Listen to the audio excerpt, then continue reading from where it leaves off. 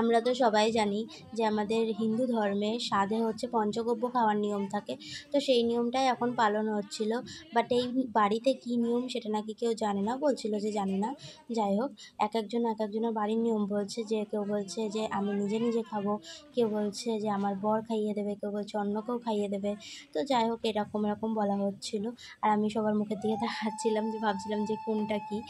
দিয়ে লাস্টে যাই হোক আমি নিজে নিজেই খেলাম। আর আমি না এখানে ভাবছিলাম যে আমাকে তো কেউ ধান দুব্য দিয়ে আশীর্বাদ করলো না। আমি ভাবছি হয়তো পরে করবে, তো এই গল্পটা না আমি পরে তোমাদের অন্য ভিডিওতে বলবো। তো আমি এটা খেয়ে নিই, আমার শব্দটা শোনো যে কেমন করে বাটিটা পড়েছিল, শব্দ শুনলেই বুঝতে পারবে।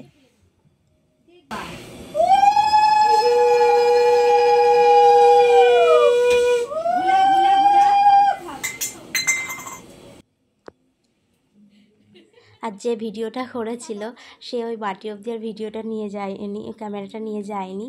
তো তাই জন্য দেখাতে পারলাম না। বাটিটা না উপর হয়ে পড়েছিল, জানি না বাটির উপর হয়ে পড়লে কি হয়। তো তোমরা কমেন্ট করে জানাও যে বাটি উপর হয়ে পড়লে কি হয়।